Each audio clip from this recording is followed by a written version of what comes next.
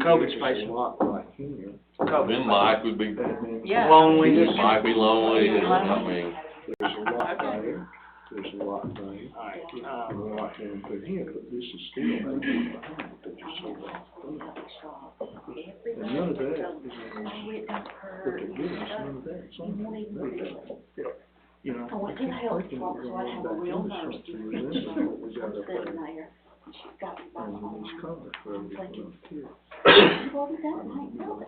Right, but this, I said, are you I feeling could sure? live with, working these out right there. I can't get it in that muscle now. Jones has got to drive I got away. it, so I think the shoulders, you know, try to lift it up. Next drive test there. And counting it, like, oh, it hurts so bad. Oh, Yeah, we're putting it together. Well, next is probably, I think it's right at the bottom of it. it's supposed to probably be up here. So everything's through there. Except for some of those. My first, 28. I can live with that, but she's a. So before I go to bed, I'm taking a gabapentin and a muscle. Did that attachment ever, Mike, did that attachment from overflow? I got it, yeah, I got it. Yeah, I actually went through it today. Pretty good. I want to ask you a few things. No problem. Yeah.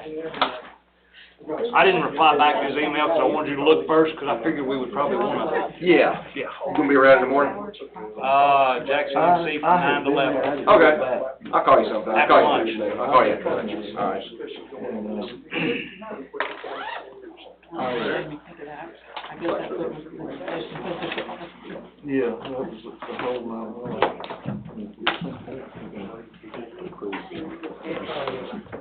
Last meeting, we talked about the Presbyterian Church. Yeah. I mentioned we'll get somebody to come, well, Mike Stanley's here. So where you want him, I've asked him just to address us with some ideas of what, so That's fine. where you want him to be on this one. I'll do it in, chairman's report. That way there's nothing on here. But you talking about Willis? Yeah, what you talking about, Willis? To discuss, That's all right, I'll figure it out. You'll figure it out, Willis. I can't remember what the maid's name was. I can't remember. so we have no light bill, my senior partner used to always say that question. Fires. New to now, church road done. Yeah. I don't know. Yeah, I know him. He's a good guy. I got to do that because I have 22 months and 1 week. Oh, my goodness. I was talking about you being on the short road now. Yeah. Yeah, yours are very short. But I'm counting down. Yeah, I see that. I don't even know. I was counting the meetings and then I added a couple with the public hearings on the millage rate. So I was like, wait a minute.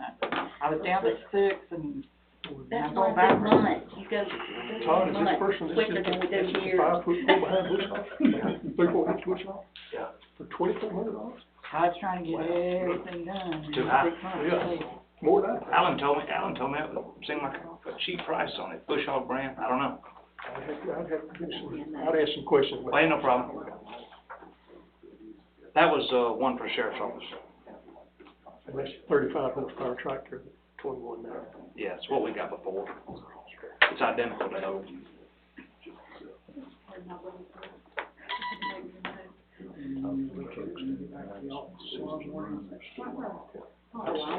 Hey, did That's you just, watch that's just that a movie? 3 foot. I haven't yet. I'm sure it's heavy duty, but still, that's, Well, by the time you get around to it, it might not be on there. Might gotta do some little tractor sitting right out in front of the building right here. Massey Ferguson with a Bush Hog on it, like $7,500, something like that. Nice looking tractor. what, in a second? No, it'll be on this side of the road. Wasn't she on the right-hand side of the driveway, that big white house? Yeah, it'd be on the left side of that driveway, sitting right there.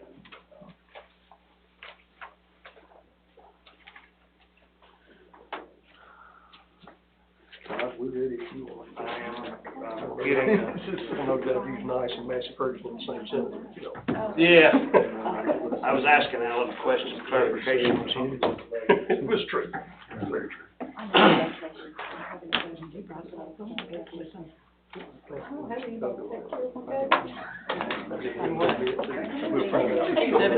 Seven-zero with, no less than 2,000 square feet for sale only.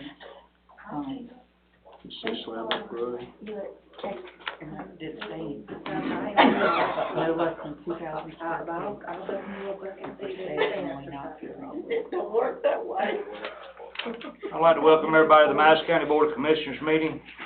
Tonight is the agenda setting work session for July 12th, 2021, 6:02 p.m. We'll start off with the chairman's report. T-Splosh intergovernmental agreements are coming in from the different cities. We are on schedule to have this on the November 2nd ballot. So far, everybody has complied. There's just a couple of them been slow about returning the signatures, but we're good. Something I wanted to go over that just arose today, and it was dealing with the planning and zoning, permitting department, building inspections, and code enforcement. And myself and Linda, Teresa, David, and Christopher, and Eddie, I'm sorry, no David, was involved in it. So we have a situation down there that the program that they use currently for building inspection, planning and zoning and all that was written sometime in the late 90s by somebody. I spoke to Gary Venable that worked here for years, and he didn't even know the guy. So because of the way they wrote the program, we can't make any changes to that program. We can't adjust fines, fees, anything. None of the wording can be touched in-house. So we are locked into over a 22-year-old program. And we reached out to several companies along with Thomas Smallwood's help, and we have come up with a company called My Government Online. They not only have written the programs, but the programs can be used by basically anybody, especially the consumer or the builder or whoever's requesting a permit can literally do it from their phone. They can request a building permit, fill out all the information. It comes through live. The building inspector can go out to the property live, inspect it, clear that permit, approve it or deny it, and leave comments, and it'll be live for the person that applied for it, know where they're at. Some of the programs we looked at was $45,000, $65,000. This is a monthly fee, and on the high side, I will have, hopefully tomorrow, I'll have a breakdown of it, but it's looking more like $800 a month. They handle all tech support, even for the customer at home. If they have a problem figuring out a permit at home, they can call them directly to walk them through it. This will truly maximize the speed of our office, plus make it a nice convenience for the builders in general to know when Eddie's out, when he's coming, the calendar's set. So it's something we're looking at. It's in the very early stages of it. I think this was the second webinar we've watched on it, but we are seriously considering moving this direction because we have serious problems with the one we have. Does it do rezone applications too? It does rezone, it does everything. Yeah. If this program crashes tomorrow, we cannot get it back, our current one. We have nothing to work with other than we'll start using whatever we've got on paper, fill it out, make copies. We have no backup plan for this. It crashed about 8 years ago, according to Gary Venable, and it took 2 weeks to get it back up. And they luckily got it back then. He said, I don't know that I could revive it again, even if I was there. So it's just something in the future for us to be looking towards moving to a better online service. It takes every document that we have, they download it in their system. Our ordinances, they download it in their system. Everybody has access to everything we have county-wise. It is stored in a Amazon-type cloud base. In Virginia. That's correct. And we can access the hard copies of those documents at any point in time. We can make copies of them ourselves, or we can store them and ask for an audit at the end of the year. They create charts. It's all of it's free. Every bit of it's free other than that one-time fee per month that shows the building rates versus how many permits issued, why they were issued, anything we want in a chart form, it's done. Several, I wanna say he said over 100-something counties are using it throughout the southeast now. Fulton County's fixing to take it, South Fulton already has it.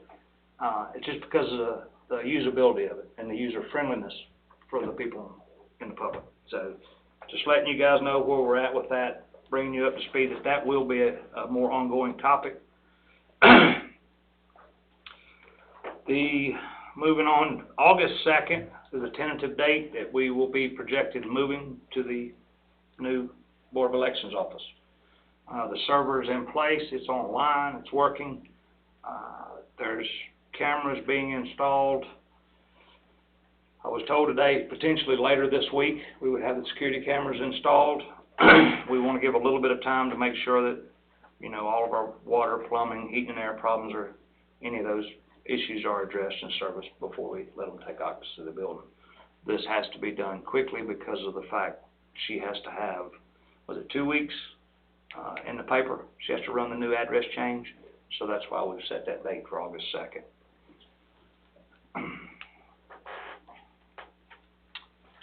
One other thing, well, a couple other things.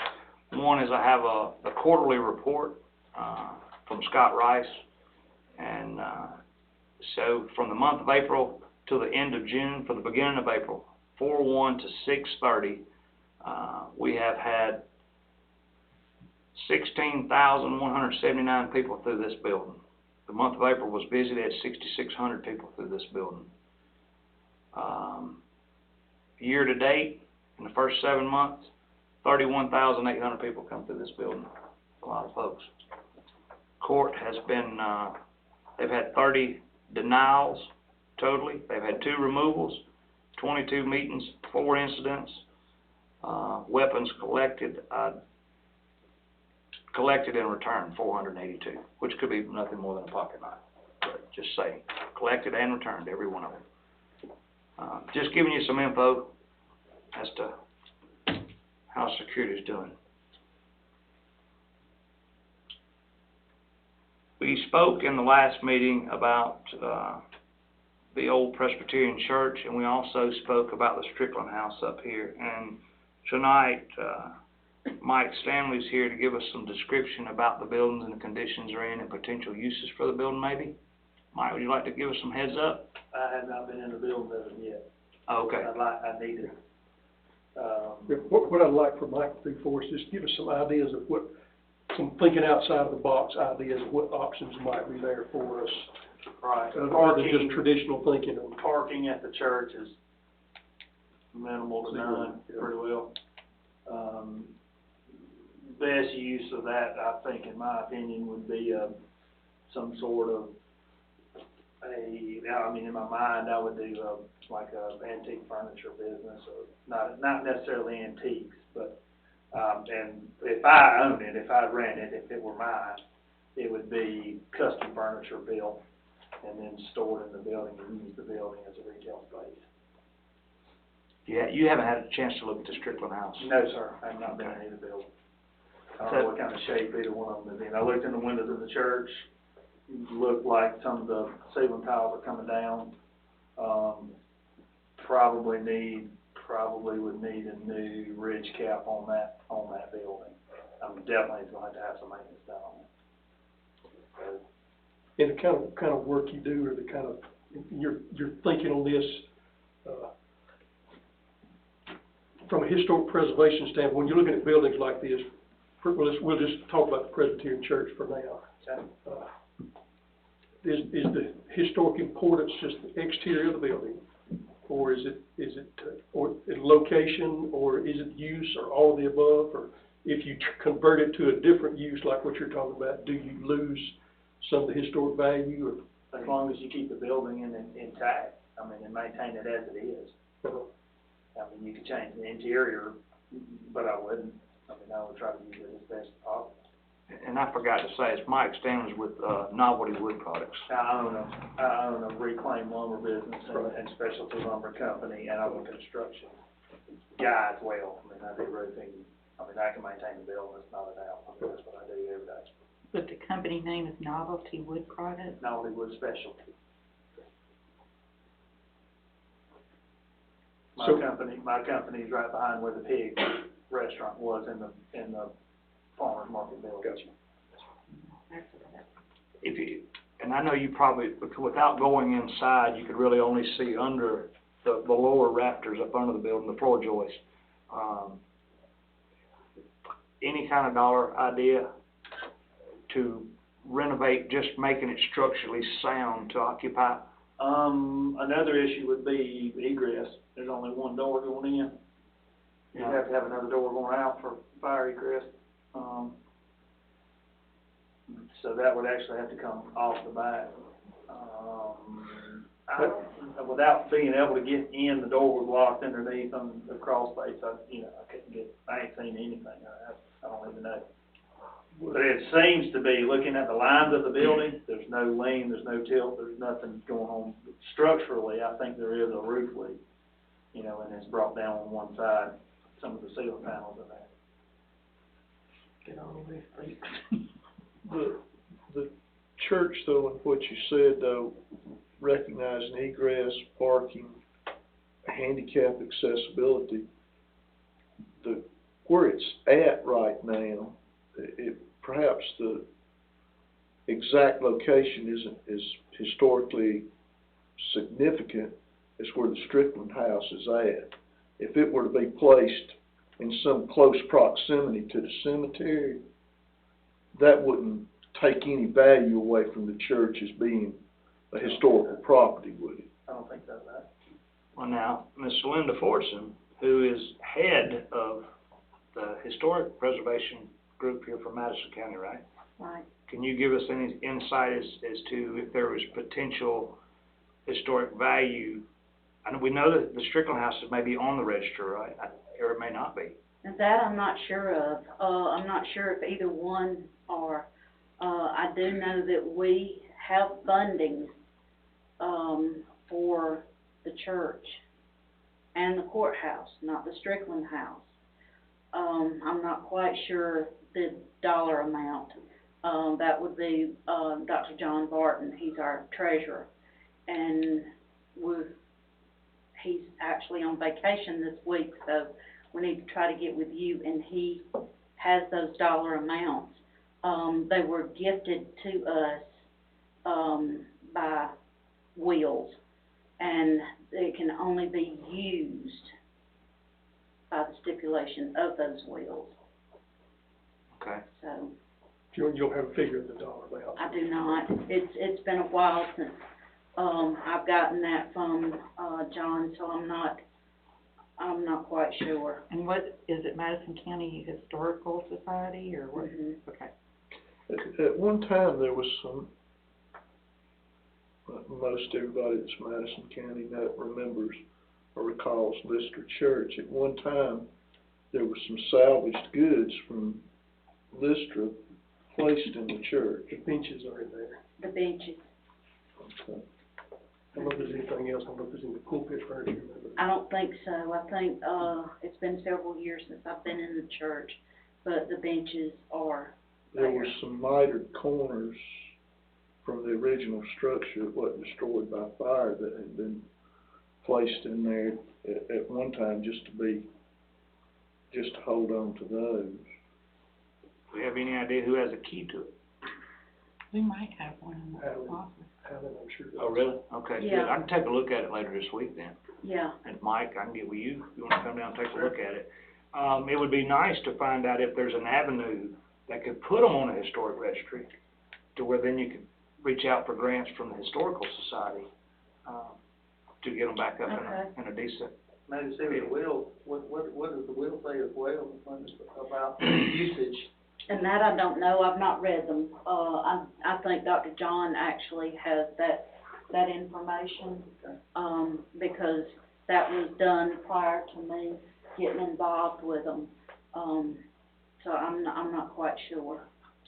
And one other thing while we're on this topic of history and preservation, Linda, Ms. Fortson went and picked up the cornerstone, was it 1890? 1897. 1897. Still in my car. Oh, really? I can't get anybody to get it out. A gentleman from from Oglethorpe County's great-great-great-grandfather was a sheriff of Madison County, and he had the cornerstones, and told me about it in an ACCG meeting. And he said, I got something in my garage, That cornerstone of what? the jail that used to be sitting in City Hall parking lot. It was a two-story jail. It was where the big parking lot is, that was, the jail prior to the old jail next to the city hall. It was a big two-story brick building, that sat up there, and this was the cornerstone. And it's in mint condition, and I was really honored that he gave it to us. So we're hoping one day we'll have some kind of museum, because we do have several really good things to go in there, and this will be a good addition to it. I'm trying to remember the gentleman's last name. Ronnie Boggs. Boggs. So does the Historical Society have when I think historical preservation of the county, the three obvious ones are the Presbyterian Church, Strickland House, and the courthouse. So does the Historical Society have a vision? To be honest, the Direction. Historical Society is a handful of elderly people. Historical people. Historical people, that's a good way to put Older it. than Denny. And I am right there with them. I am, Went to graduate high school with him. yeah, Dr. John's probably the youngest one, Dr. John Barton, he's probably the youngest one that we have, yeah. Why couldn't you use one of those buildings as a museum? That would be great. Yeah. That would be a good idea for the Presbyterian Church, because it's bigger. Yeah, I've had the suggestion of that, or the Strickland House as a sort of a county welcome center, a county museum. Yeah, that would be, both of those places have a lot of history, because the Strickland House was the first courthouse we ever had. Right.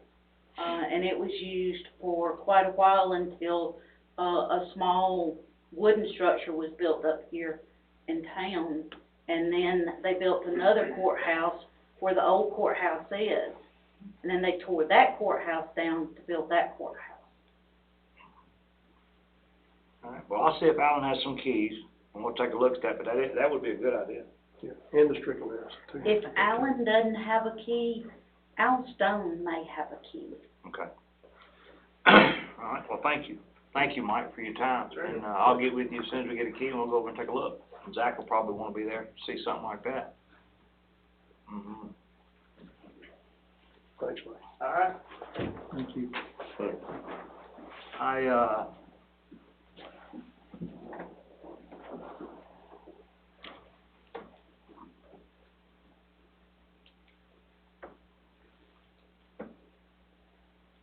There's a couple zoning amendments that's going to be coming before us, and these are, some of you may have received those in email, or all of you may.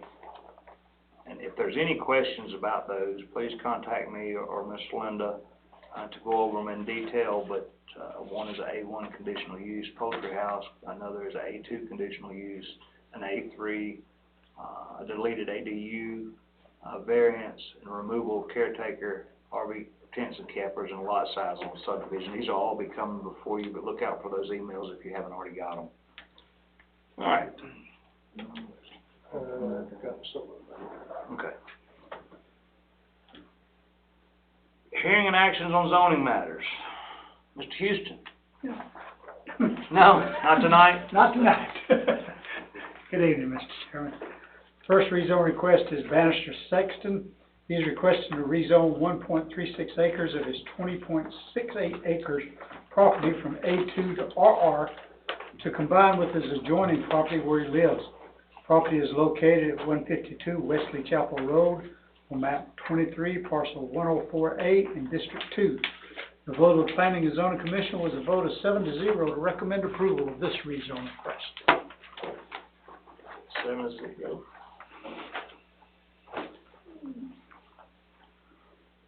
All right.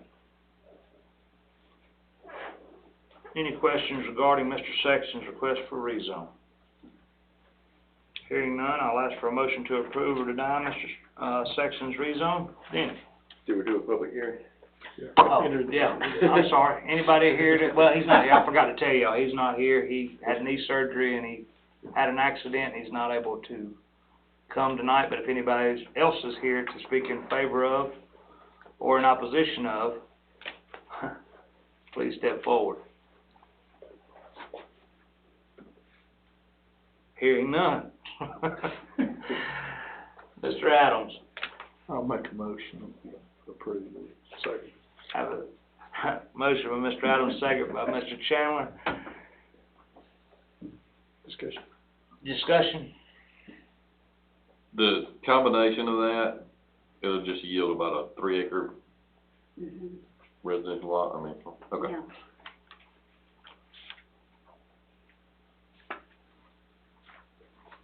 We'll start off with you, since they started a motion. Yeah. Yes. Yes. I hope Mr. Bannister feels better, please. Tell him I'm thinking about it. Next, Houston. Manuel Robledo is requesting to rezone his 12.43 acre property from A1 to RR to subdivide into 4 parcels. Property is located at the corner of Sanford Road and Helicon Springs Road on map 18, parcel 73 in District 1. The vote of the Planning and Zoning Commission was a vote of 7-0 to recommend approval of this rezone request with the conditions that it be a minimum of 2,000 square feet, it be new construction, and it be sold and not used as rental property. All right. Manuel, Yes, sir. would you like to speak in favor of it? Tell us what you're gonna do, bud. Well, you basically said it was, split in four pieces, about equally sized lots. And, new construction, either, new mobile home or a new, construction. I was trying to get in, touch with the water department to see if there was a water near, close by. If there's not, it will be, wells to provide water for those lots. All right, thank you. Anybody here else in favor of? Anybody here in opposition of? Open for us to discuss. After we have a motion. Mhm. I'll ask for a motion to approve or deny Mr. Manuel's rezone request. I'd like to ask some questions of planning and zoning before we go that far. What was y'all's discussion about, did it enter into your discussion on the A1 properties, particularly some pretty large ones that are right there? How did that weigh into your decision? It was never brought up, never talked about. Well, Go ahead, that's fine. I have had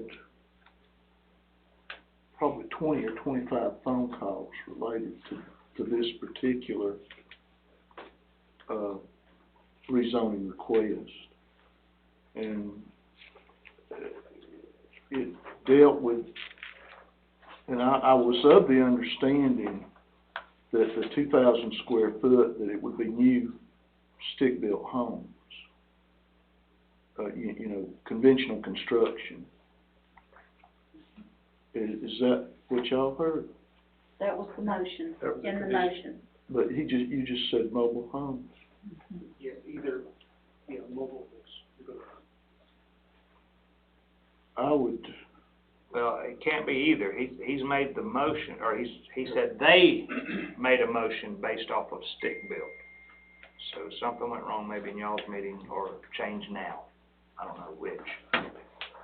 Now, the Planning and Zoning Board, they put conditions, and that's what they are recommending Okay. to the board, I but got he is asking for either one. Gotcha.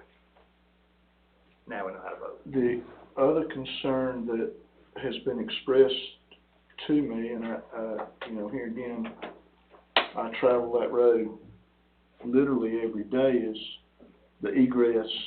Are all the drives gonna come onto the Sanford Road? Would that be in your intent, or? One, three will be to Sanford Road and one to, Helicon Springs. So you would build a road then to go from Sanford to Helicon Springs, and the homes access that and then turn on to The lots to Sanford Road will be directly to, Sanford Road, and the last one will be to Helicon Springs. So, do y'all have a site plan?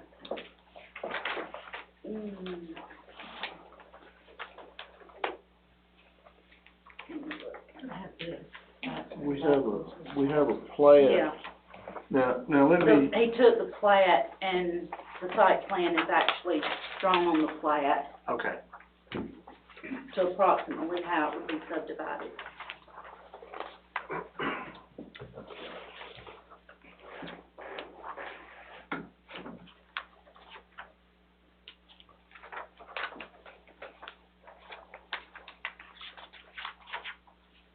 All right, no problem.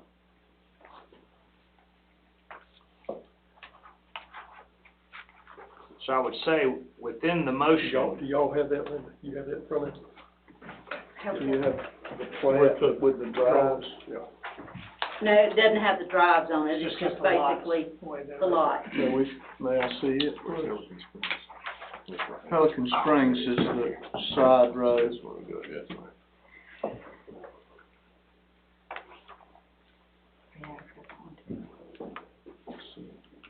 This belongs to Jones, this belongs to Jones, this is McGavin.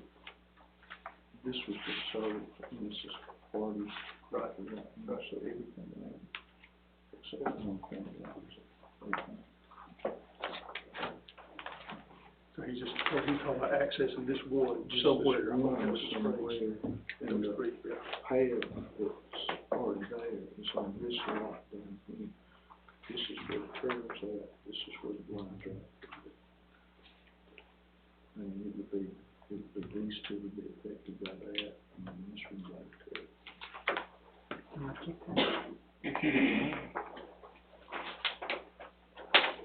Thank you.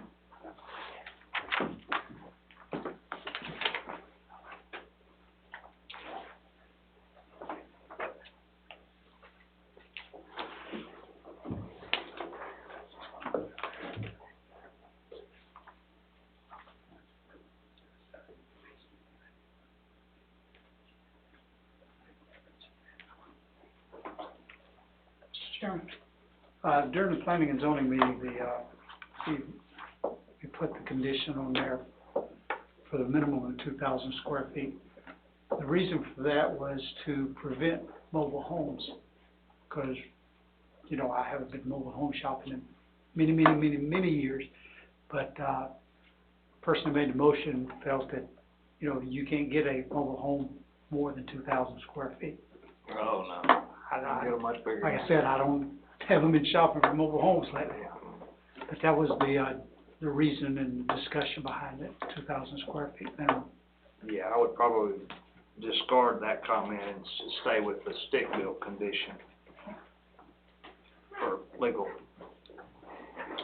Yeah, and actually, well, just a technicality, but, if you make that a condition of an approval, then the way you want to phrase that is no manufactured housing, because under law, you can have either site-built or modular. Modular is not subject to that.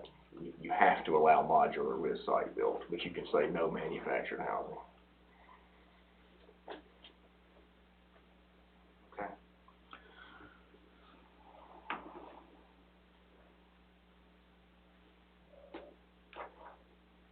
I would make a motion based on the comments that I've heard from people, and, you know, of course, we hear the comments and then they don't show up for the hearings, but still we represent those folks. I would make a motion this zoning request be denied. It's not contingent with the other properties around.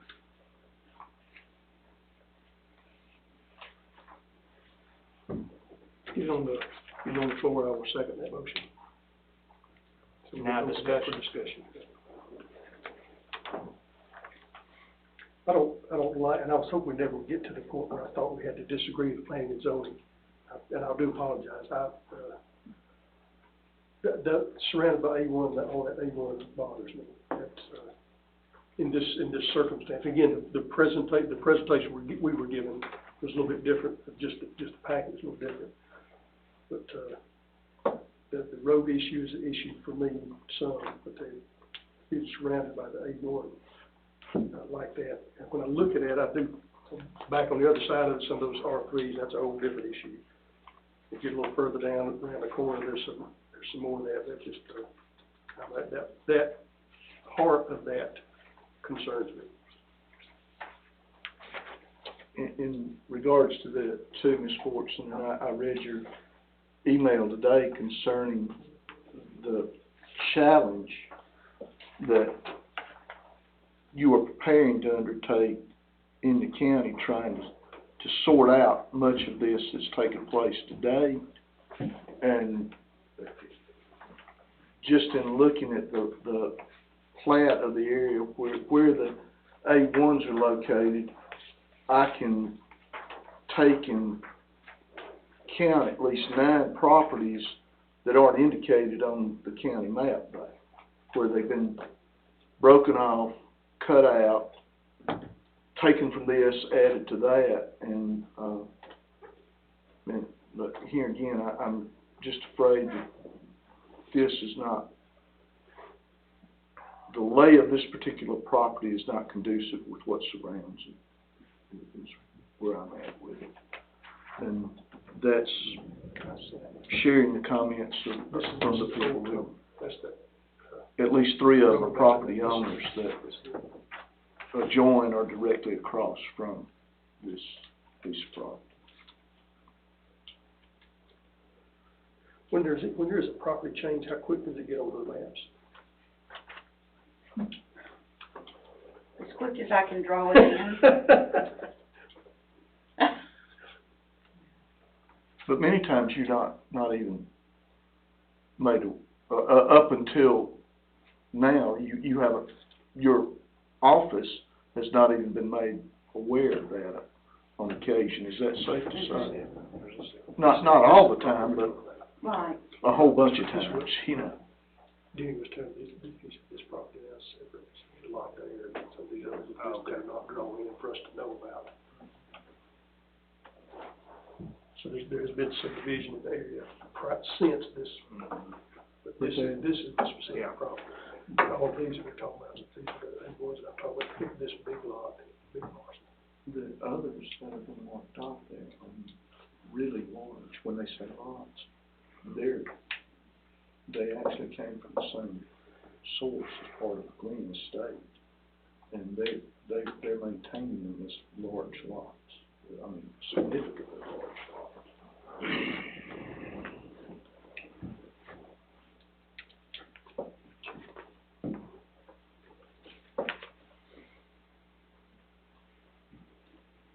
Derek?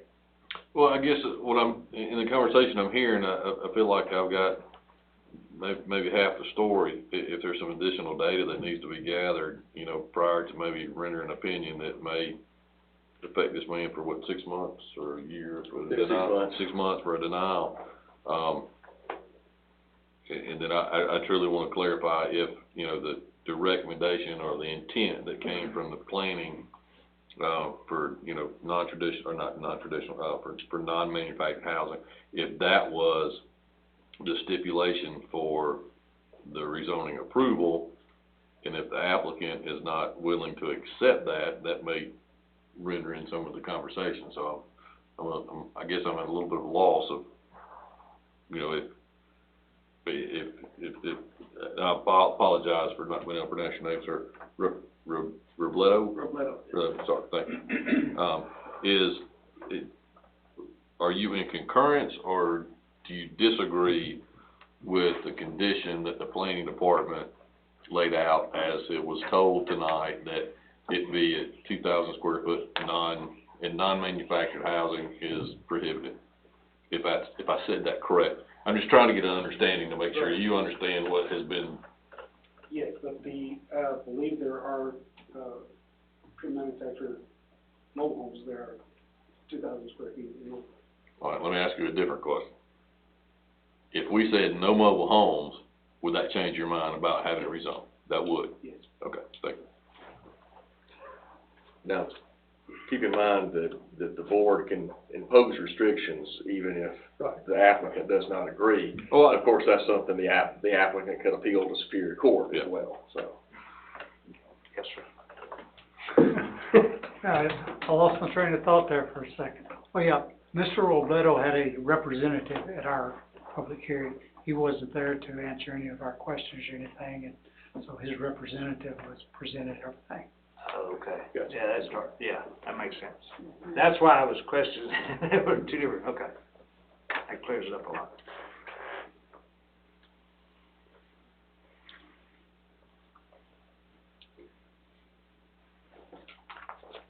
Any more discussion? No. We're gonna make, understand, if we give you a denial, you're 6 months before you come back.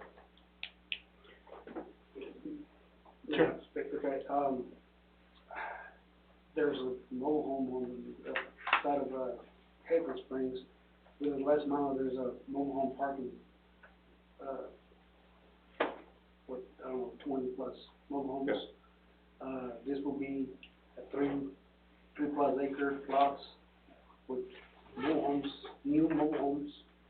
I just don't agree why not.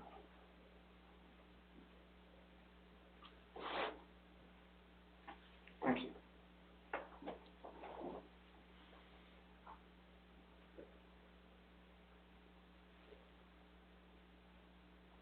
Three of us here. Denny? No, The motion Wait a minute. to deny. the motion to deny. Yeah. The motion to deny would be yes. Correct, yeah, a yes Yeah. is to deny. A yes is to deny for this motion. Yes, with my apologies to planning and zoning. Sorry. Yes. Motion carries. Rezone is denied, sir.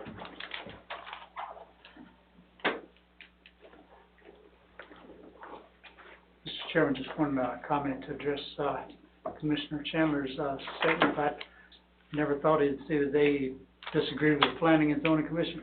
Every single member of the Planning and Zoning Commission understands that we are a recommending body. And I don't think there's a single person up there, myself, probably more so than the rest of them. My feelings are not gonna be hurt if you Well, I guys appreciate vote that. against us. It's not gonna happen. I appreciate that. You would like for everything to fit, sometimes it does and sometimes it does not. We appreciate what y'all do. Yes. Absolutely. And we appreciate y'all. And one thing I left off of,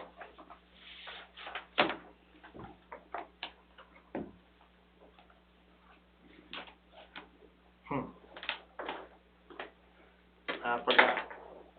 Goodness, I've been, okay, I left off something in the chairman's report, and it dawned on me, and now I forgot it again.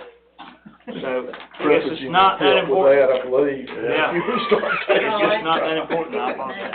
Huh? The email I sent you about the rezone cleanup. Yes, just, yeah, y'all will receive an email that I forwarded, to you gentlemen, regarding some cleanup of some various ordinances, which Denny touched on a minute ago, that we would like to initiate. I don't know that actually has to have a vote, because to begin looking at making cleanup changes, because it still has to come before you all to look at the changes that need to be made, and then they would also come back to us for approval, so there's your vote. But, so at this point, I don't think anybody's gonna disagree that you found problems and wanna start the process of fixing them. So I would say, All that requires the advertising process. Yeah, that's right. Any change to a zoning classification or to the zoning ordinance, to the text, will have to come through this regular process, so. You know, Ms. Forrest will just do what she always does, which is work those up and get them here. But I think it would be safe to say, though, from recent experience through planning and zoning and through the commission here, that we really have a need for this to take place. Yes, sir. You know, and, I mean, I would almost say much of it in identifying these properties that will come in question is an inter-office function that is, I believe Mike summed it up in a meeting last year when he said, you know, I'm not asking y'all to come into the 21st century, but let's get closer to the end of the 20th century. I believe those are his words. And, Yeah, watch you know, what I say around here. Yeah. I write down a lot of stuff.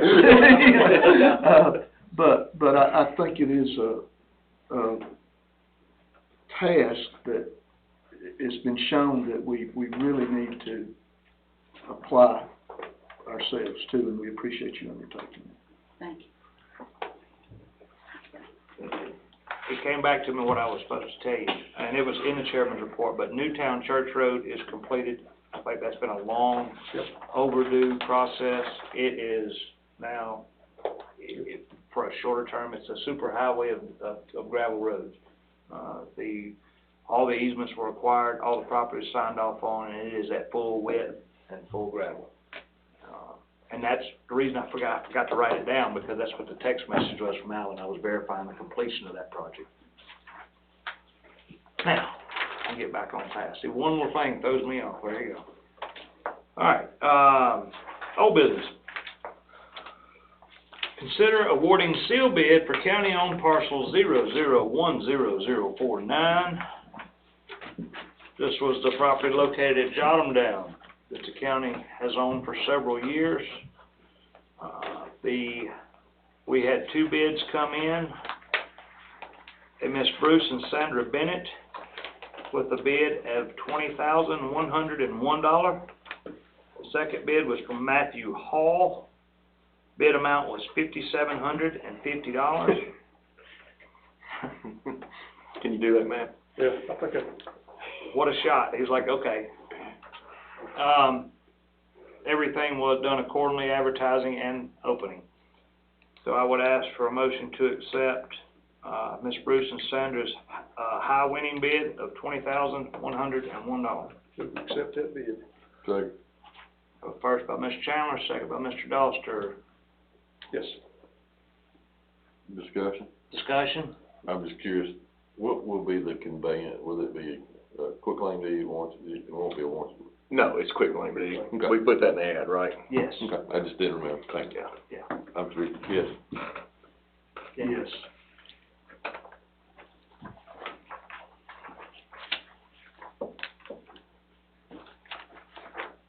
Discuss approving, to survey the Danielsville Volunteer Fire Department and going out for seal bid, and we can do this in one motion for the Collins Volunteer Fire Department and going out for seal bid. Well, we're not paying. That one's discussed. Yes, that's right, just for discussion. I think all the surveys have been took care of. They've been turned in, everybody's. All right. I know what threw me off was Brian's email. Yeah, and we did have to vote on the one we just voted. Yeah. You ready for questions on 4 and 5? Sure. On the Danielsville one, I guess, first question, I guess, was, you know, why this configuration of the lot, and should we be preserving access easement on the, what I would call the west side property line? And I'm just a little befuddled about where we take the right of way all the way around the corner. I'm just trying to kind of get my head around why these lot lines are being invented, you know, and understand why they're being invented, but. So the lot lines are corresponding with current lot lines, and you said on the west side, that borders the county's, property, which is the old jail, and there's actually a field behind it which the county owns, and directly behind the building is the county-owned maintenance shop. And because there was no discussion on the maintenance shop being deeded over, we just had to draw a line somewhere. Now, down the east side of that building is a current lot line, and across the reason it comes around the curve is because we were just trying to clear up lot lines. We were just adjoining lot lines to keep them having a landlocked parcel left. For instance, if we didn't come around the curve, we would've had a little small section there, would've been, not necessarily landlocked, but So it's driven by existing it's driven by. property corners, is Exactly. what you're saying. The only one that's not driven by that is the backlot line. The 159 feet, that was an embedded line, and actually the line on the east side of it would have been a drawn line just because we had to split the property somewhere.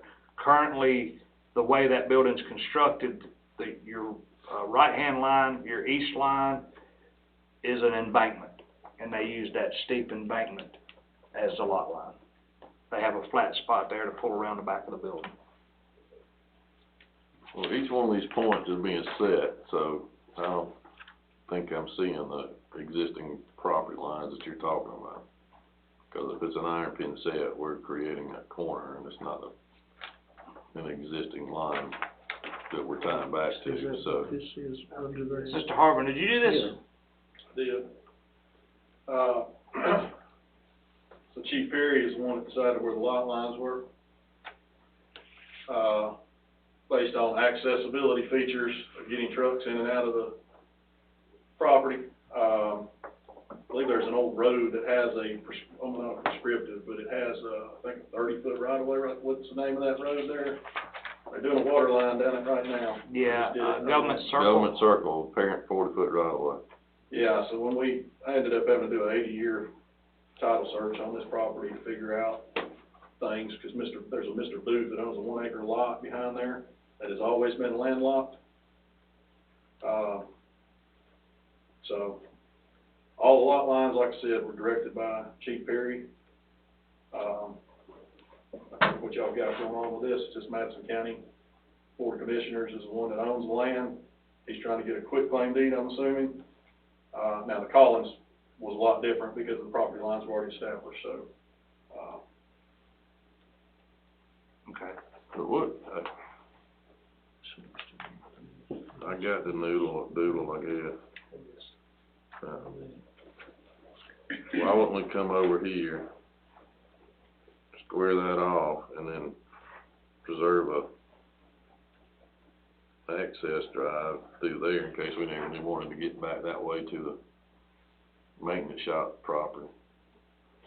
Access driveway. Up at the west line. Yeah.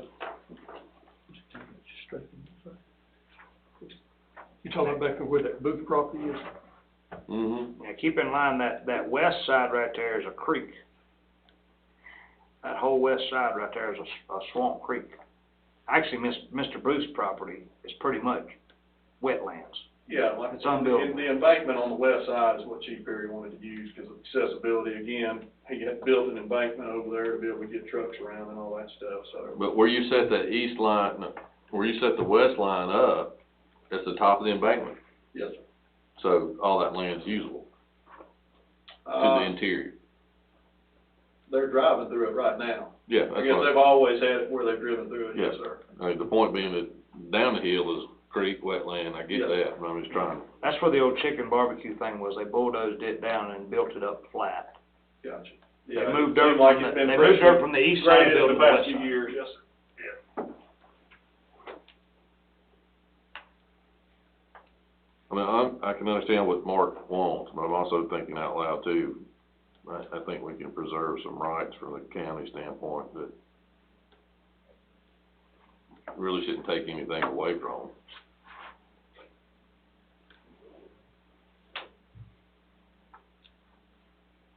Describe to us again, so we can see over here what you're talking about doing differently. Yeah, I'm just thinking, I'll watch. Just, with this little, Right. little Make it to that stretch, property line.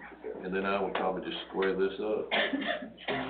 Talking about coming to this property. Come to that property line, come straight down, square that up a little bit in the curve, and then just preserve a right of ingress, egress across. You wanna show us why you, this part? That's what we're at. Yeah, you, So that way, if you wanted to come out there, you can. Be easier to drive out see to it. the main shop.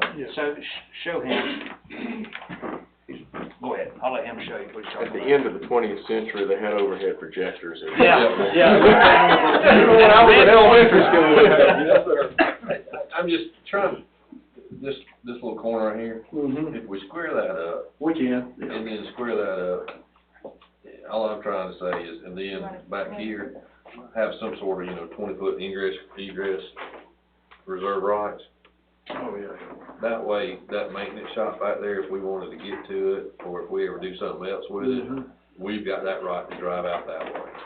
Yeah, and like I said, this line down here was another one that he had given me, that we tried to tie into that 40-foot right of way, but yeah, I could see the need for y'all to reserve some type of, ingress egress to get back Yeah. there, yeah. And so, I mean, I just think that, Alright. to me, it makes it a And little squared it cleaner. off's not an issue either. You can keep that copy if you It like. makes it, Oh, I It got makes plenty. more sense to me. Cleans it up. makes more sense to me, Cleans it if up. y'all semi in agreement with that. Yep. I don't need all my friends, I just need one. Tonight. Tonight? Well, you're not voting tonight. No, that's true. Yeah, but actually, I I would always look this up, so when I come here and see this, to remind myself, your charter says you gotta have 3 votes for any action by the board, so. So I do need 2 friends. You do need to. All right. I know engineers have a hard time with friends, but. That's right, we do. Alright, any discussion on the Collins Fire Department? The only discussion I guess I have on that is going back, that existing gravel drive to the west side between the shed and the Altel easement, should we properly define that as a ingress egress for, it just says gravel drive. I mean, I'm just trying, if we're cleaning up property and deeds and all that, should we? Yes, that needs to be a reserved easement on the plat and the deed, to the grantor. Yeah, gravel drive doesn't tell us if it's, Yeah, if it's a real easement or not. I'm just trying to, So y'all own that property currently that drive is going through? Exactly, so. BOC does, but there's no record of easement on it, so we can create an easement now. Exactly. Taking care of this, okay. yeah, Exactly. Got it. Alright, good deal. just trying to, Alright, The way you get the big bucks. need to hang up my work hat. Good. There we go. Engineer, lawyer, and surveyor all agreeing. We're ready to go? It's definitely wrong, yeah. Under new business, discuss the personal property audit procedures. Mr. Robin Baker. Okay. Good evening. I think all y'all have a packet that Rhonda passed out to you from Trailer Business Services with a couple recommendations there. And Mike may be able to touch on this a little as to whether we need to send this out to bid for a contract, or would this be an auditing firm that would do personal property? How would we treat that? Well, we changed that in our purchasing policy. I don't think we require bids for anything under $100,000 now, do we? Wasn't that the change we made? That is correct. Okay. So as long as this is under $100,000 for the This service. is not. Yeah.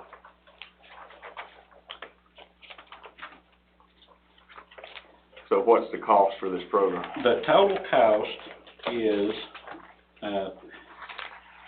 $382,000. No, I'm sorry, not 382. No. It's $130-some-odd-thousand a year for 3 years. Let me get I got it. There it is. Okay. Let's see, it's early on that last Yeah. page. Yeah, then, I don't remember off the top of my head if there's an exception to that $100,000 limit for anything, but yeah, barring an exception, this one needs to go out to bid then. Okay, and that's fine. Does it need to go out to bid, or do I just need to get estimates from other auditing firms? No, it needs to go out to bid. So I'd need to get with Kathy? Yeah, and give it Okay. Kathy and put out you can either do it as a invitation for bid or request for proposal. I would think you want to do this as an RFP, a request Okay. for proposal. Just describe the product you're looking for and then let people bid on the exact components that they provide at what Sure. price. Yeah, sure. You have to have criteria for that RFP. I guess Kathy knows all this, but, Yeah. yeah, It's the but, same process as our LBIG, is it? yeah, RFP. do we do hard bids or? We do seal I think we- bids for, Yeah, I think we just do hard bids for LMIG, so, yeah, if you can't find an example of an RFP, one thing you're looking for in there is you gotta specify the criteria you're gonna judge it by and the weight for each of those criteria. I did the LMIG, I did all that on the Georgia procurement website, so I'm very familiar with. Did it have those criteria Yes. and the percentage weights for each Yep. one? Okay, that sounds like an RFP then. Yeah. Okay, and I'll get with Kathy on that then. Now, if anyone has any questions on anything that, Trailer Business Services has presented, We can discuss the scope of work so they have Sure. an understanding of what you're actually doing. yeah. Well, what we're doing is we're wanting to reach out to an audit firm who actually audits personal property accounts. And, Brian Traylor with Trailer Business Services, they handle right now about 73 counties in the state. So if you look at the first page, it tells the account, they've broken it down into account class, and their account class 1 is anything under $50,000 in value, and we have 515 accounts that are under $50,000 in value. So then for class 2, 3, 4, up to 6, it tells how many accounts we have that are at that value range. 50 million and above, we have one, which I'm sure everybody knows is going to be Georgia Renewable Power. But what they have broken it down is to do 223 audits per year for 3 years, which would cover our 660 odd business accounts. So they're saying that for 50 accounts at class 1 that are $50,000 and less in value, their average discovery that is not being returned to the county is $25,000 per account, with an estimated value of $1,250,000, which would be taxable value for those 515 accounts. Then up on the $50 million and above accounts, they're saying that the average on that throughout other counties that they pick up is $2 million that's not being properly returned. And it's no fault of the owner, it's just, it could be anything from they didn't know it was supposed to be returned, or they have some things that may be salvage equipment that they're not returning that should be returned. It could be any number of things, but this company will do 3 years. They'll look at the current year and the previous 2 years to see what is supposed to be returned and what is not. They go a lot more in depth than the assessors do because we don't have the expertise to do an audit of a business personal property account. They will look at their books, and that was one thing I had for y'all tonight, was what they do look at. And what they do is a complex on-site detailed audit of the property owner's books and records combined with a physical inspection of their personal property. So this is all the properties listed in the county, you're talking about just business properties? This is all the business personal property accounts. Boats, which we also handle, those aren't so bad to do because we know what a boat is worth. So when somebody turns a boat into us, we know the make, model, and the year of the boat. So we can look those up online, and we can also cost them out. So we know what a boat's worth. But when it comes to a business account like Ingalls, someone on our personal property staff can't actually go to Ingalls and do an inventory of Ingalls. So they may or may not be returning all their inventory.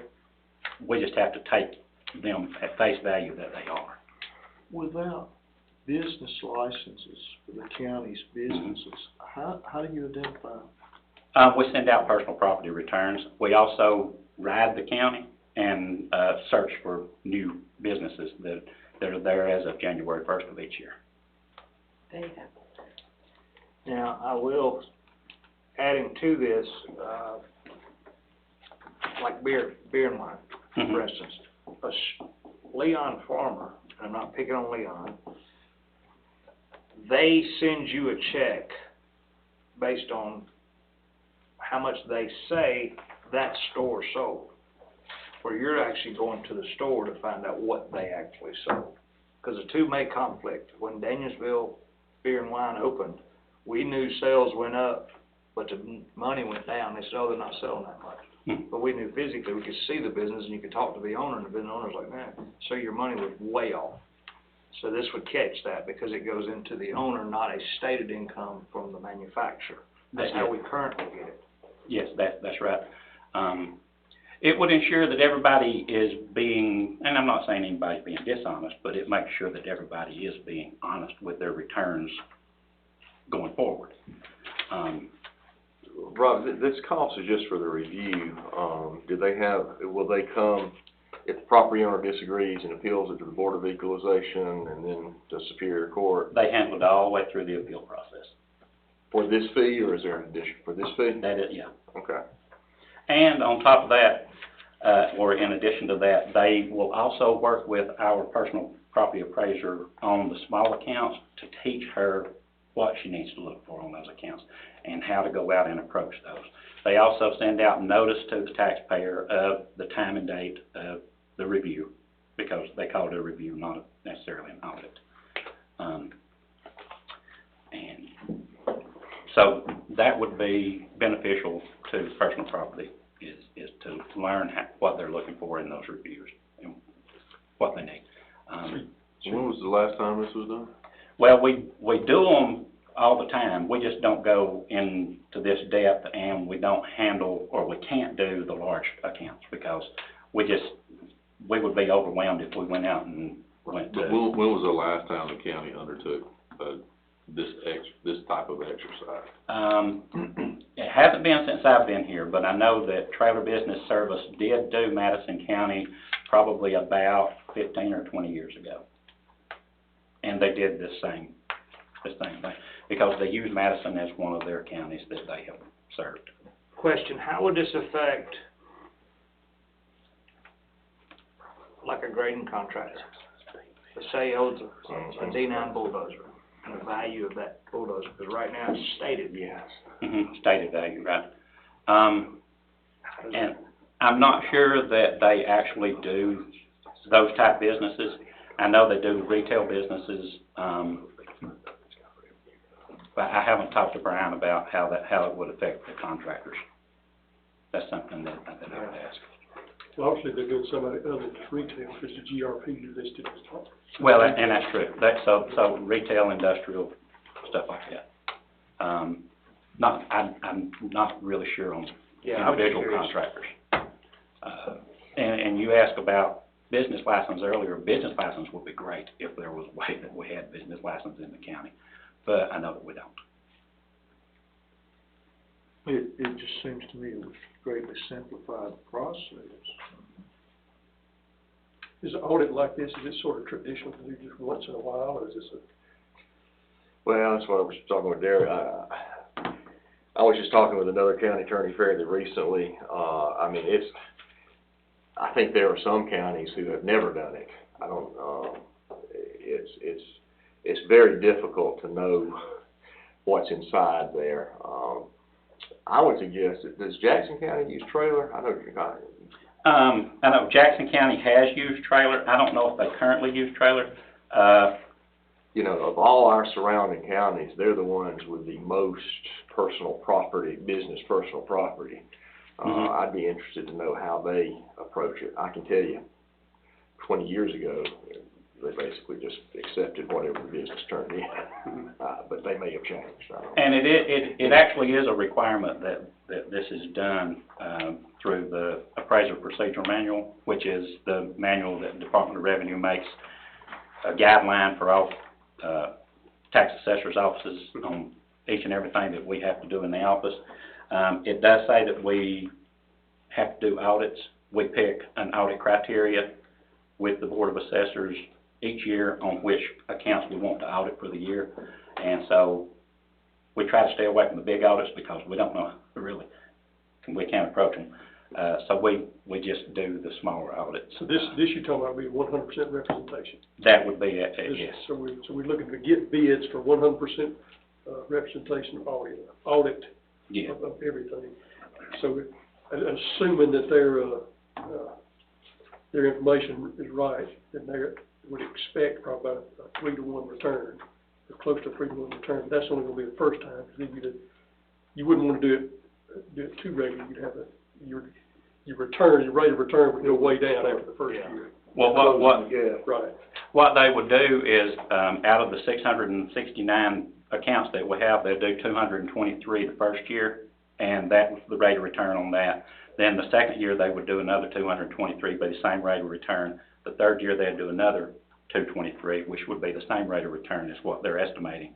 And then after that 3 years, they could go back and start over with the first 223, because, you know, the. So it's a 3-year process to get 100% audit. Right. It's not 100% every year. No. Where do they get this number for average discovery per account? I'm assuming that they're using the accounts from all the other counties that they work with those, values. And that's what they think they discover that the in-house staff didn't. Right. On that range. And what we do now on our audits is we do, really, it's a desk audit. We'll send out the return to the businesses, and then the ones that we want to review or audit, we'll ask them for a detailed listing. We'll ask them for detailed inventory, machinery, equipment, furniture, fixtures, and what group they need to be in, which is, that is acceptable through the Department of Revenue. Yeah. But it's not a complex. So I understand that 138 as a base is essentially for a 3-year contract thing. 138 per year. Per year. Yeah. And I think that they have a discount depending on when you pay. It does have a 2 and 5% discount. Yeah. Well, knowing that we need to do some sort of open RFP. I think from what I'm hearing, and I don't know if anybody else would, I'd probably love to see the RFP draft, the scope of work, you know, the sightings of the part of revenue, you know, the things that, you know, go in and the stipulations that we're gonna hold somebody to, and maybe some of that criteria, and just, I think that would help me get my head around it a little easier and either ask better questions or Have a better understanding of what We have that to submit for bidding anyway, so make sure that all the Yeah. bids are gonna be. Anyone that we did end up contracting with would have to do disclosure that they could not give any information out to anyone other than the assessor's office. I guess the Department of Revenue probably could help too with some of the criteria or whatever manual that they sent out and all that kind of stuff. Mm-hmm. Could be part of that RFP process, the statutory language and whatever it needs to be. And all of it's either in the code section or in the APM. Is July 26th too soon for you to be able to prepare that? Yeah, 2 weeks, yeah. yeah, it's gonna take a little longer than that. And there's not, I'm sorry, is this time sensitive? I mean, there's not a rush. I mean, no. Maybe August 30th, that's the next voting meeting. yeah, and I think if we can't get it done by then, I'll come back to you and say, hey, we need to put it off.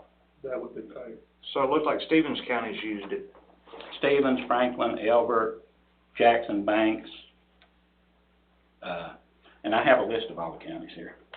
I don't know, do you have it? So let me just ask the question here so we don't reinvent the wheel. Then you could contact one of your peers and let's just say Jackson, Stephen, and Elbert County, ask to see a copy of their RFP request for proposal related to this. Exactly. Bring that to us, and then maybe we can get this done in the 30 days. And maybe or so. also ask, what do you wish you'd put in the RFPs that you didn't? Yes, you know. That's right. And I can reach out to Jackson County first. Yeah, Because that makes sense. Yes. I'm sure they already have one in place, so. They should have. Or what I can do, I guess I can call Brian and ask him who they're currently contracted with, and then contact that county. We'll know they'll have. Well, I think you wanna talk to some counties that don't use it too. But to get the RFP. Yeah.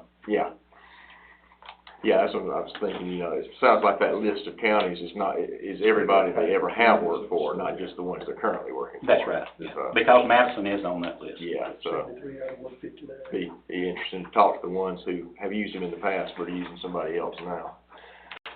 And it could be that Madison County has an RFP from when they used them last time, maybe. If it's dated, I think we need to get something Yeah. current. I mean, You know, of course, Jackson County, they stumble over the money they got up there, they don't know what to do with so much. Exactly. That's true.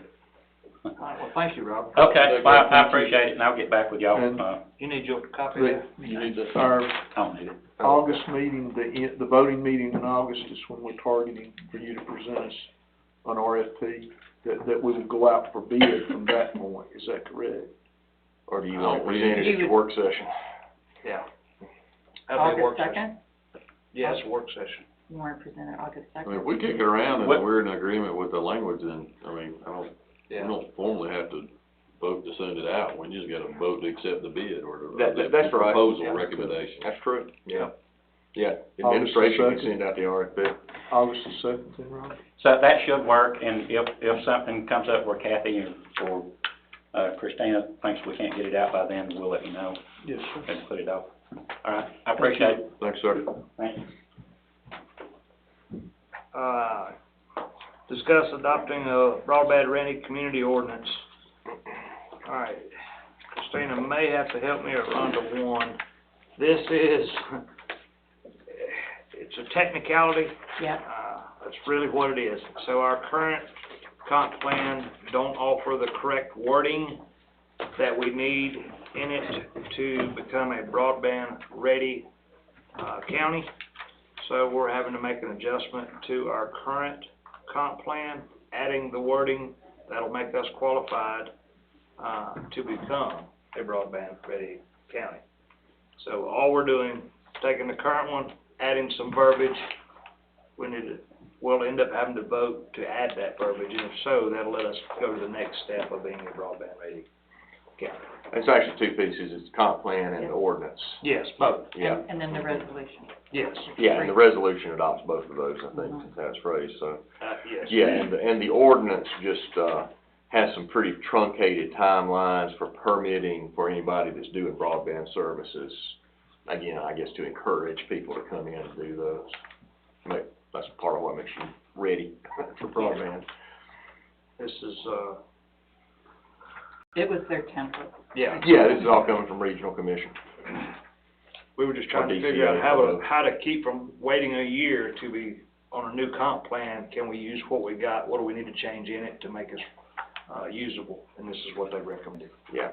So Regional Commission says this is a quote minor amendment that doesn't have to go through the public hearing process. So they're the ones who would force that. So if they say it is one, it is one. So we just basically discussed 7 and 8 all at the same time. And 9. And 9, yeah, you see there? All right, discuss the 2021 mill rate. And I've got to talk to Kathy about it. I don't know if y'all's phone has been ringing as much as mine have, but ever since the newspaper ran Kathy's article discussing the taxes, people got that confused because it said, I don't have it in front of me, Zach, you might remember it, I want to say something like 1.6 incorporated area gonna be an increase and a 3.08 increase in unincorporated area, something to that effect is how it reads. And the public has perceived that as being a mill rate increase, and it was not. It was a revenue increase based off of Growth. gross and the excess values. Yeah, growth of Assessed the value. digest growth. Yes, and so it got fairly convoluted in the wording, but, anyway, to discuss the mill rate, I don't know that there's much discussion on this one other than the fact I don't think we're gonna increase it by nothing. I think. Well, I specifically asked her the other day when she sent the language that, what, the terminology I've always heard, is the rollback, Mm-hmm. What is their What- legal role? When are we, Required. what are we rolling back to? And again, I'm not a property tax expert, so I don't wanna claim to be, but the rates that she said we were using, if we did a complete rollback because of the differences between incorporated and unincorporated, somewhere to make all that legally work correct, would actually be a $317,000 decrease in revenue. And I thought rolling it back was trying to kind of keep it the same. Revenue neutral. Revenue neutral, and she said if we did that, then it would, or if we went with the proposed rates that was told to us, it was only like I'll call it a, countywide was only like a $30,000 increase. Correct. So I need a little help with the lingo, I guess, this year. It just seems to be a little more convoluted than I don't know. I think it's the inflation rate that Robin and I have talked about this today, that increase due to inflation versus new construction Yeah, is 300 and something thousand. okay, yeah, digest growth has two components, values just going up and new construction. So then, because you always have digest growth, if you keep the mill rate the same, it's gonna generate more revenue, so you have to take that, you have to do the math to figure out what do I have to roll the mill rate back to not generate new revenue from that growth. Okay. And where I say that I didn't feel like we were gonna do anything with the mill rate was a statement coming from because of the growth of the income, gross revenue is gonna increase, but so is cost to the county because we're in that year. This morning was potentially a 30-cent increase in fuel that's gonna hit within the next couple of weeks, according to World News, but, so, I said we would probably not increase the mill rate, but I don't know that we'll roll it back neither, just because we're in uncertain times. Yeah, the county went through, just historically, you know, the county went through many years that they went back to the rollback every year, and we got in terrible financial straits because of exactly what the chairman just said. I mean, if you cut out the inflation in values, then how do you pay for the inflation in costs? Oh, yeah, I understand that, yeah. I was having a little trouble. Oh, no, I get it, it was Understanding what confusing. she I read it was twice, saying. trust me. I was just like you, I promise. But I don't feel that the county currently is in a financial crisis to need to do an increase, nor do I feel like we're, from the auditor's perspective, in an abundance that they would need to roll back at this time. The auditor will let you know when you're getting close to the rollback number, when your surplus becomes too heavy, and they will then request you do something. That's right, that's that 15% reserve that we've talked about in the past, and it's one of the things the auditor looks at. Yep. So, any discussion on that any further? Y'all gonna work on a clarifying statement, maybe? Huh? You gonna work on a clarifying statement based on what was? Well, I don't know, can we? That, you mean with the ad?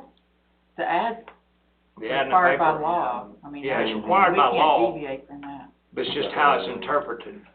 I mean, I'm gonna run a story on it, that's, confused people for, the 23 years I've been. Yeah. People Oh, confused that's what she about said. that. Yeah, and rightfully so. One of the meetings that we were in just recently on your tax bill, there's legislators trying to get the very bottom line removed. And I get it, because it confuses everybody, and there's a one line at the bottom of the tax bill, or your assessed value, that says projected, and it scares people to death, because they're gonna see an increase on that bottom line, even though that may not come, because you're sending it a year in advance. So, it really confuses people, and lawmakers is trying to get that removed from that tax bill. So, yeah, I've so always looked at net dollars and what, just the revenue generated based on what I'm looking at. Yeah. I know there is statutory language, obviously I don't have the statute in front of me for the ad. This will be a box ad that we have to put in the paper. Well, that, And this, my guess is that this is the statutorily required language. Now, if we want to do some sort of press release, that, explains it in a little better terminology than that, we can certainly do that. I think you got that on recording now, right? When his phone's down, face up, he's got it. Tell him to go and Yeah. He'll explain it to me. I'll do my best. I know you will.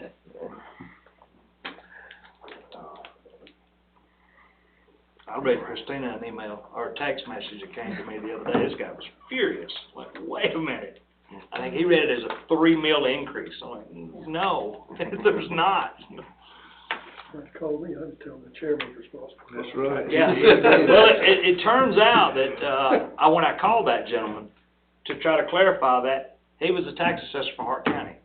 And when he said, yeah, I see y'all are doing 1.9 on, in 3.08 on unincorporated, he said, that's good. He said, because we're at 10 and 12 in Hart County. So you can imagine their bump because of their growth. Yeah, and it's more high-end homes, obviously, but,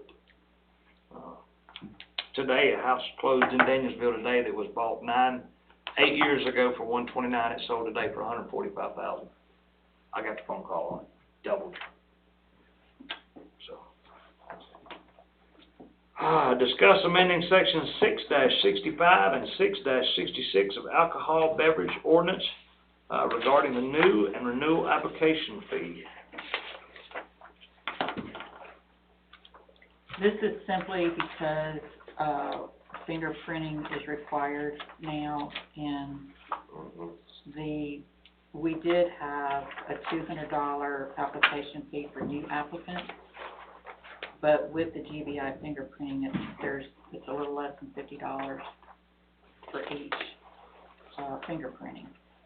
So we're gonna charge $50 for all applicants, new and renewal, and it will not go toward their, license fee in order to cover that expense. Yeah. All we're doing is covering our expenses. And you'll notice it on your budget, there's a $1,000 increase in one of the departments, and it's strictly for GBI fingerprinting. I suppose we still haven't heard anything about this new state system that's supposed to be coming. I haven't even wanted to email you about that. We got enough, no, Right. I haven't heard Yeah. anything. No, I saw something from HCCG just within the last month that, somebody asked that on the county attorney listserv, and they said, we'll get something out, there's, so, just to catch y'all up, law went into effect January 1 that local alcohol licensing is supposed to become part of the state process. And the statute, General Assembly directed the State Department of Revenue to develop a system for how this is going to work. They were supposed to have it in place by January 1. They still don't. We're still hearing nothing.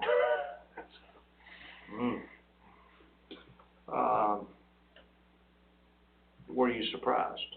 No. Okay. I'm just making sure, because now I'm okay with you. Because if you was surprised, I was going to worry about you. Yeah, you don't have to call 911. Yeah.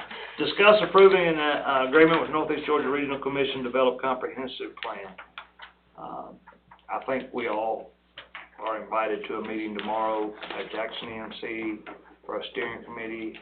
This is part of the development of the comp plan. I think we're all fully aware of how this is going to go. We know the current comp plan was around $4,400, and the new one will be about $7,500. And we're all up to date on what the difference in the two will be. We do have a scope of work, was presented. Derek, I don't know if you saw it. I know you asked for it. I don't know. Did I send that out to everybody? Yeah, I'm sure I got it. These 3 pages? Yeah, that's it.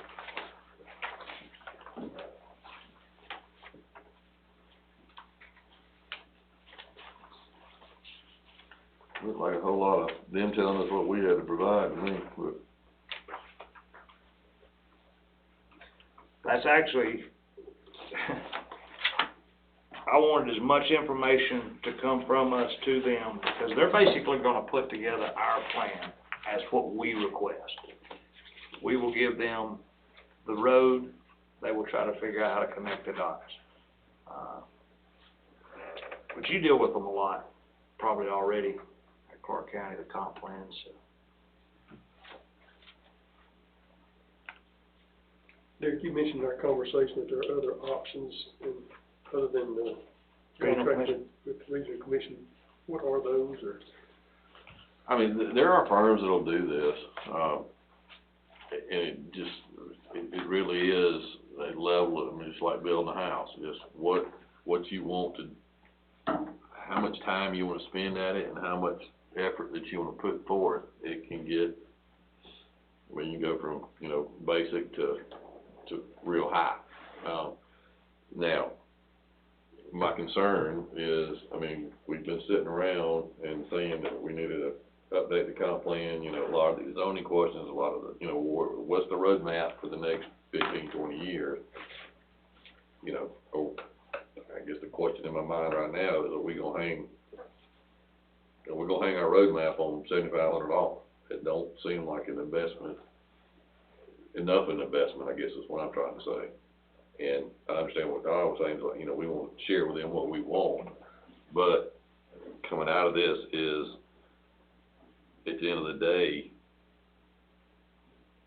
like having these public meetings, where you can go, you know, we can open the door and have a public meeting, or we can have 2 of them, or whatever it says here. But it's the formal and the informal acquisition of that data that you get at these meetings. How do you process it? What is it? I mean, I've done $100,000 projects that the first meeting we went to was just ask people, what's your one-word response? You process that and you move it down the line, and just it can be very in-depth and very, very tedious. But I guess my question is, I mean, looking at this, I just don't, besides them coming to a couple meetings and regurgitating what we've got, I just don't know what you're saying is we're gonna get what we pay for. Oh, yeah, absolutely. And I just, Well, sometimes, you know, and I agree with you. I agree with everything you just said. But Oglethorpe County tried this a couple of years ago and went out to an outside contractor, and they done it. And what they thought was a good job still didn't get approved, and they had to go back to the regional commission to have them redo some of it. Still had to pay them to get it accepted. But I mean, you would hope that you were paying enough that it's good enough the first time. I mean, you would hope that. well, I guess part of my desire for tomorrow was being able to try to further vet what. That's what I was hoping for too. So, Are they gonna bring more to the table this time than they have in the past? That's what we're looking for. oh, yeah. I think. And how? Not just, you know, I mean, it's easy for somebody to sit there and say, yeah, we're gonna promise you, you know, Yeah. we're gonna deliver more, and you're gonna be happy. Well, I mean, when you're trying to do the schematic on the plumbing plan, Yeah. you wanna see what the nuts and bolts that you gotta price out is. That's the hope. And that's exactly what I hope tomorrow's outcome will be when we leave that room. We'll either know, are we going in this direction, or are we not going in this direction? But until we can all have those different opinions from P&Z, from the BOC, the BOE, the Chamber, the Industrial Authority, without all those people in the same room asking those multiple questions, we won't know that we're gonna get the right answer until we have a meeting. And then if we don't like that meeting, or we don't like the answers, we can always turn to another outside source at the next meeting, have them present. I think what the chairman described of having to go back to regional commission, that may just be a cost of doing business to get a third party, because in this scenario, regional commission, sort of like the Andy Griffith show where he, you know, write the ticket and then come back to the courthouse and turn the sign around, justice of the peace. They both sell the service to prepare the plan, and then they approve the plan. That was questions coming up in my mind, so if we subscribe to somebody else, are they gonna balk on approval of it? If we have to, At some point, they can't, They're the ones that obviously. write us off as They may qualified exact a little bit of a toll on the way, but, most, if not all, well, at least many, maybe most, maybe all of the counties around us have gone to a unified development code that's tied to the comprehensive plan so that you know what to do with this information. What I have seen RDC do in the past is they do this, which meets the statutory requirements for having a comprehensive plan. That then becomes one line, one sentence on your rezoning applications. Does this comply with the comprehensive plan? And you get a yes or no. I mean, that's what y'all get now. Right. What you get if you have a UDC that's tied to a more full comprehensive plan process is you know how, you know how to take that comprehensive plan information and apply it to each rezone that comes before you. For example, when Jackson County went to a UDC many years ago, one of their requirements was, and I assume still is, for every rezone, if the answer is no as to whether it's consistent with the comp plan, then the applicant has to go back and get a comp plan amendment before you can even bring the rezone. That makes sure you keep your zoning or zoning classifications consistent with your comp plan. And that's just one example, but that's the kinds of things that a third-party consultant brings to the table. What does UDC stand for, Unified? Unified Development Code puts all of your permitting and zoning and subdivision, all of that into one index source. I mean, Derek probably knows more about it than I do, but I understand it's something that the development community really likes because it's one-stop shopping. They don't get surprises. But, well, an example, if we'd have had that in place, so, you know, Mike, tell me if I'm oversimplifying that. If we had had that in place, like in Mr. Hightower's situation, it never would have been zoned A1. There never would have been a business there. You couldn't have cut it off and it remained A1. I mean, there's a lot of things that would have been, there's checkpoints down through there, milestones that would have picked up some of the That's right. One of the things about UDC is one thing it unifies is the timeline. Yes. From I have an idea to how I implement it. So all your permits, your zoning, everything is on a chronology so that it works in a logical order. Does regional commission do this? Not that I'm aware of. My concern, again, I don't want to beat them up, but the idea of updating a comprehensive plan, to me, just for this value, really is almost, you're going to take the existing plan, they're going to read it, and they're going to say, what do you want to change? Yep. We're going to go to the next page, read it. Yep. And I'm not trying to put words in their mouth, but that's what I envision. And from what I've heard and what I think our community is asking for is that next step into the 20th, 21st century, and it's going to take a larger effort. Now, what that level of effort costs exactly, again, will depend on So, all the bells and whistles you want to buy, but do we wanna look at doing a RFP? honestly, I think I want to reserve my right to hear what they say tomorrow. Yeah, that's what I'm saying, I'm talking after we meet tomorrow, we And then potentially do this. then I envisioned probably, some sort of process like that, yeah. I mean, that's not a problem. Gary, have you been involved in one in Jackson County? Yeah, so Jackson County is, like Mr. Pruitt said, it's back in 2007, 2008 when they did that, the comp plan. A map amendment, you get, most of your trash is kicked out in the map amendment process. It doesn't make it to a rezone process. Your planning commission's gonna hear it for the map amendment. They may or may not approve or deny. It goes to you guys, and then y'all can just say, well, we'll follow their recommendation, however you see it. It can't come back for rezone if it can't be amended, if the map can't be amended, but, ARC, any Northeast Georgia Regional Commission, all of them, you don't want them doing the comp plan. You pay for $3,000 more than what you paid the first time, from what I understand, and which that's just gonna be a new letterhead. You gotta find a true professional to do this. I do want to second to that. Like Mike said, when you use Northeast, the commission, you kind of get stuck because they'll meet your deadline. They will get what wording, that sentence that needs to be in there. I spoke to Amy Stone, I believe she's out of Oglethorpe. She's over their Economic Advisory Team Council, and I called her specifically because she was one that they hired a third party, and then they went back and hired Northeast, the commission. Mm-hmm. And that was her thing, was that the third party, that she didn't know if it was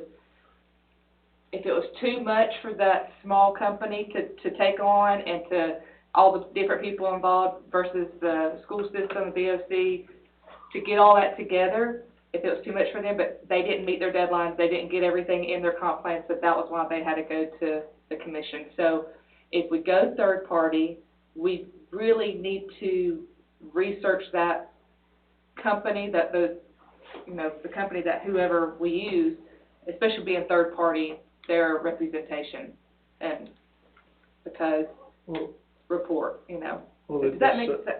Yeah, it would be safe to say though, if we want to look in another place, we wanna look towards counties that have accelerated growth patterns rather than counties like Oglethorpe, where growth is maybe a little stagnant. Right. I mean, we wanna look at the Jackson County, the Oconee counties, Barrow counties. Walton County as a UDC. Yes. And just my opinion, and the only reason why I'm speaking of this is because I will be the one dealing with whoever we decide. These are the people that I would deal with every day during the week.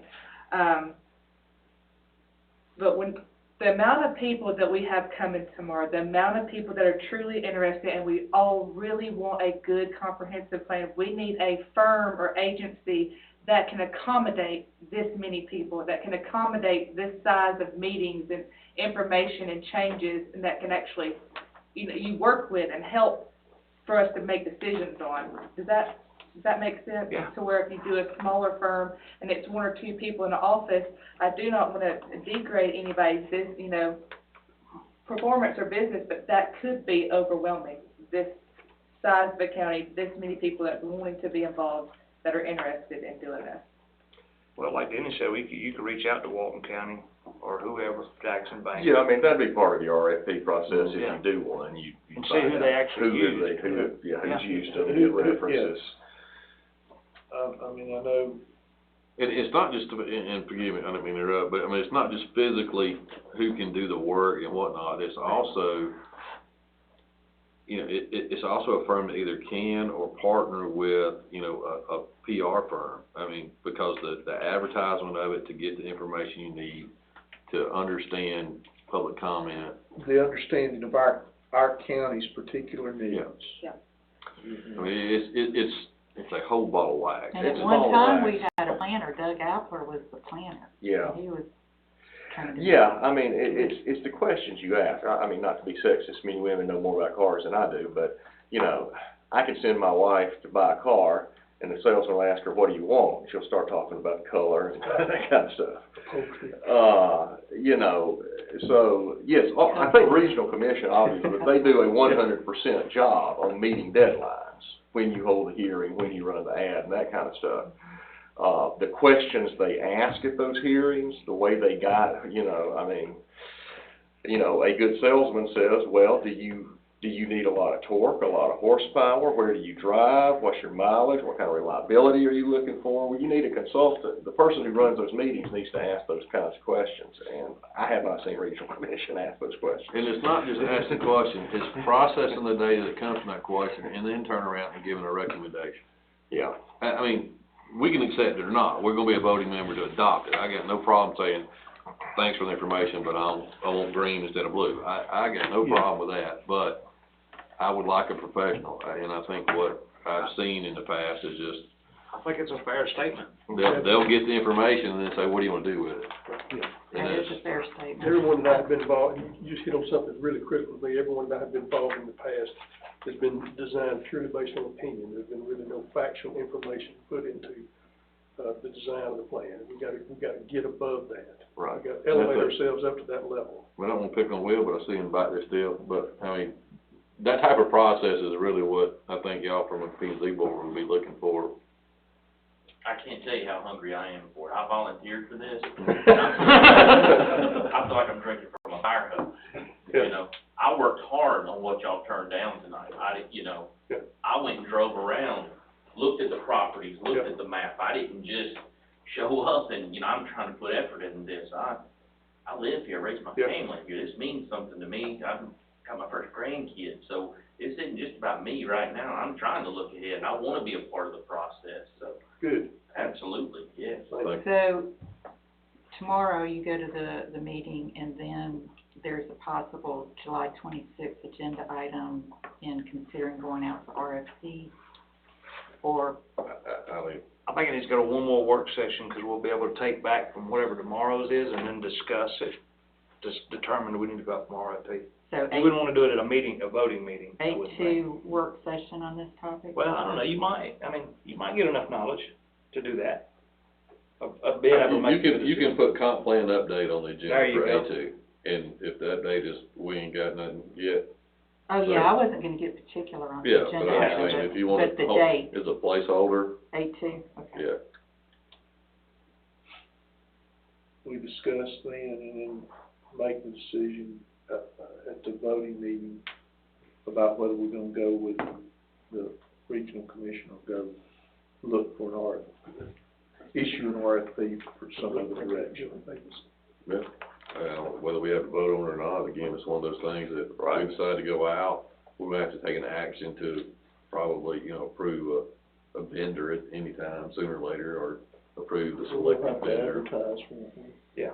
Yeah, but that can be done. Or in the environment we're trying to create in this Well, context. this will go back to what Mike's saying. If it's less than $100,000, we don't have to advertise for it. Isn't that what? But we would want to. But you probably want to. A request for proposal, yeah. Yeah. That way you get more opportunity for people to bid in. The one complicating factor of this is the desire that we all have to include all the cities in it as well. And that obviously the easy out, the cheap out for them is to stay with RDC. But so if this looks, and it's obvious to me that we're probably gonna be better off elsewhere, so we're gonna have to be looking at a sales job to everybody that's involved. To me, it's critical to have all the parties involved in the direction, it's choosing the direction we're going.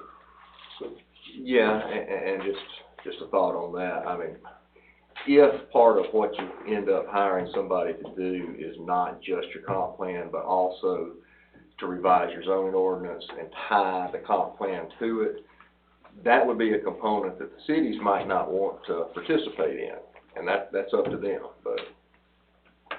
Okay. We'll say this, one more thing. Talking about putting the UDC in and doing all this different stuff. I don't think your planning department, you start going, you're looking at having to add staff, add personnel. You're going to a legitimate system versus the system that's in place right now is kind of run, like she was talking about earlier with permits, you're creating a lot more work, a lot more, yeah. So that's one thing to keep in mind there. It's gonna be more of an expense on that end too.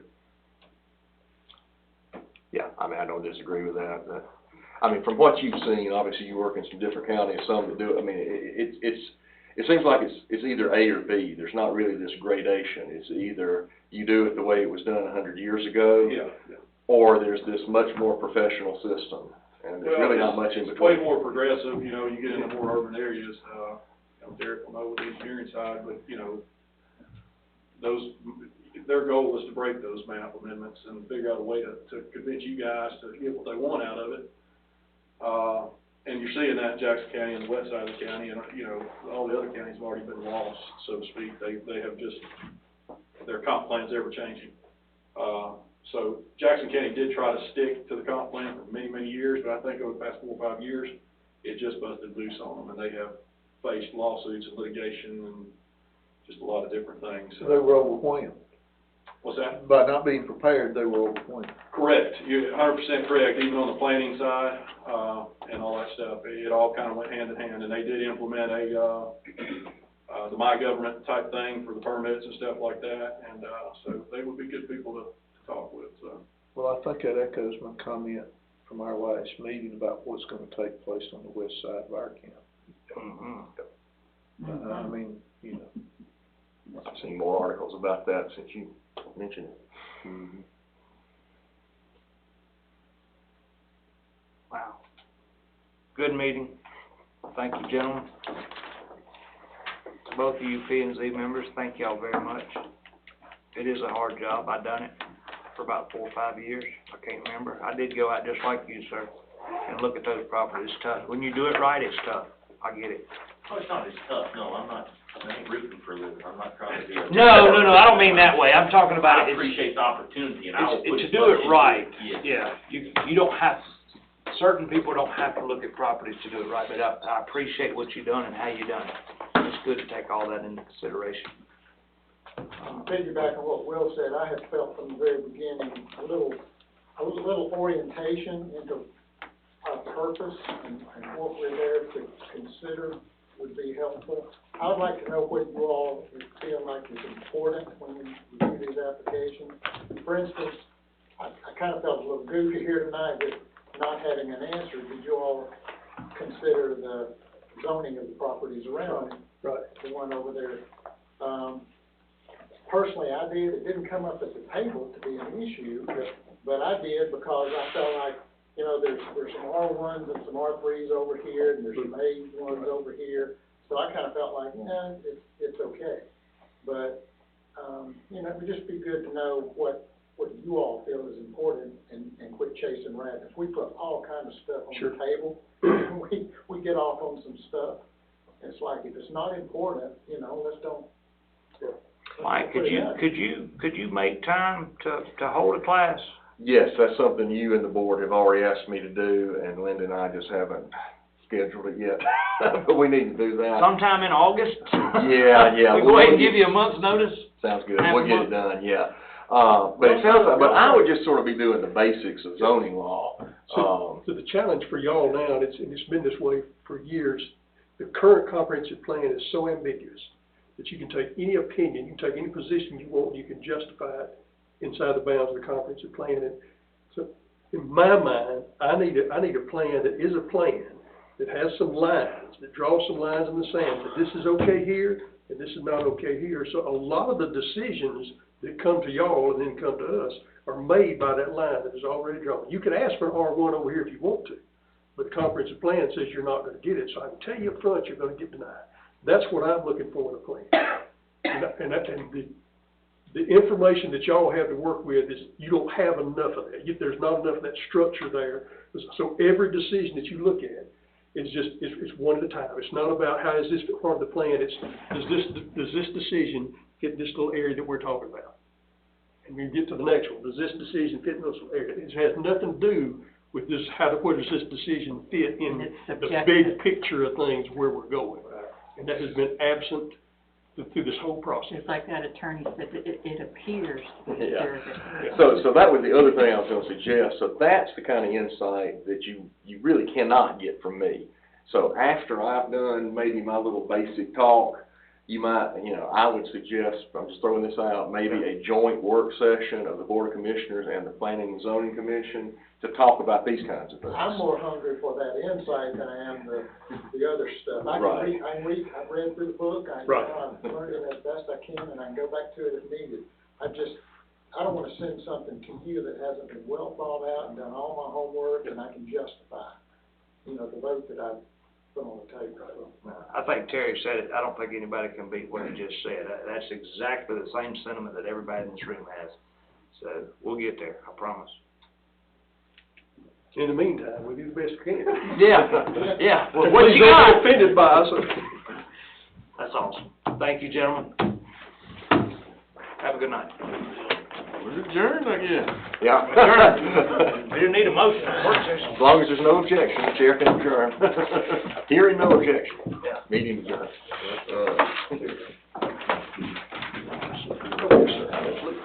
Well said. You got to be better, can I ask you something? Okay. So, I brought this by with me thinking I might catch it. So I've done some looking, so let me show you what I sort of, so I found that this is just on Tennessee, but this has got a nice sampling. Like, this is gonna be me, I got pretty detailed stuff. I didn't copy it, but, there's a really good 180-page paper that some engineer is gonna put together. So here's what I figured out from all of that. Callaway Baxter did, what's his name? Yeah. He's been in liver failure for decades. Yeah, no, he's a kidney failure right this second. Yeah. Oh, no, I'm sorry, it is liver failure. He's been doing that. I think I had to take up that challenge. And I like him. Yeah. He's a good guy. He just got a wrong wagon. He has been beating them horses ever since he got on. Yes. All right, so they did 4 meters. 5 meters. they did these, so they put this one on one edge of the GRP property. So that would be your boundary line. And then they did some on property boundaries. If you look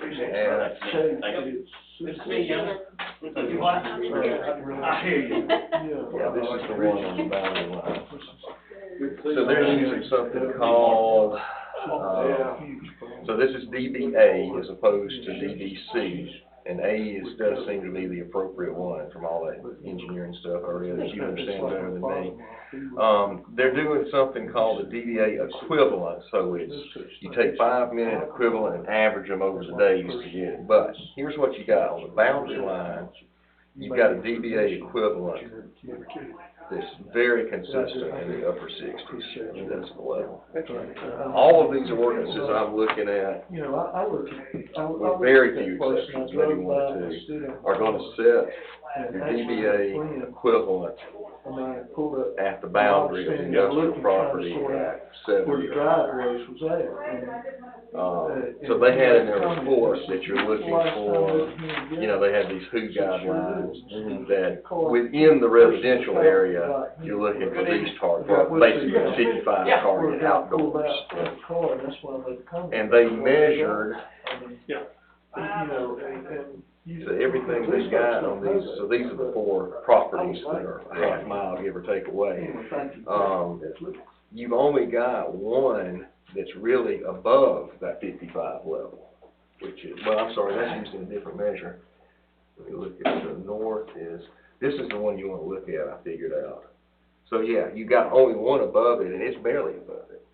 So if you're going to significantly reduce the noise there, you're going to have to set that boundary line level at significantly less than 70. And I don't know if that's feasible from an engineering standpoint. So before I put all that into an order, I mean, I can pick some measures and sort of put together an ordinance, a form, but I don't know if it's, I don't know if, I think we're back to their level right now is about 68 decibels. What's it going to cost them to get below that? Yeah, I don't know. They can do. It's a good question.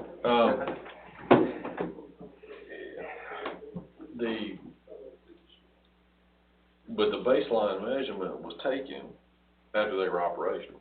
So if you're starting from a vacant piece of property or an existing business, and you take a baseline there, would it have been at 70 then or not? I mean, well, yeah, of course it would have. I mean, when there was no GRP plant there operating, it would have been 0. It would have been birds and squirrels. But you could have, I mean, you could have said, okay, you know, say we set up 55 there, level there, you know, you know, or what you do as long as you hit the 55. Oh, you're looking at it for in future, so. And I would love for them to come on down a little bit, but however we can get there. But you're thinking maybe they're just grandfather and there's nothing we can do. You know, I'm still keep pushing what I can, but legally I understand that, you know, we might not be able to bring them back. But my point being, I may have said it in the meeting one night, I may not, but we go zone something business, like that high power man. Yeah. We go zone him business right now, regardless of whatever, regardless of where we stand right now. Yeah. If it's a straight B zone, he can do a jet engine repair shop. Oh, absolutely. Yeah. So, I mean, now all of a sudden, and I know that's a large extreme thought process. No, it's actually, how do you dial that back? If we're going to tie our noise ordinance to our zoning classifications, and we just discussed that our zoning ordinance is shit, are we moving ahead? It's a good question. Yeah. I don't disagree with that. I mean, I don't know where. I ain't had time to slow down to kind of say, what duck do we need to put in the front of the line? Exactly. Honestly. Yeah. I just know I need enough conversation, and I hate to say this, but even if it's, I don't want to say it's lip service, I do believe in it, but on the other hand, if it needs to, if we we need to acknowledge that it's gonna take a little bit of a back burner to get in line with everything else. Because what we can do today, besides just say, hey, you can't be louder than 2 crickets, Right. you know, Yeah. we'll just be in court. Yeah, I mean, I guess my main point was just to say, put GRP aside and go back, like you said, future business. If I write an ordinance and y'all pass it that sets the level limits at 80 at day and 75 at night, or, let's see, here's one that's 65 for industrial districts.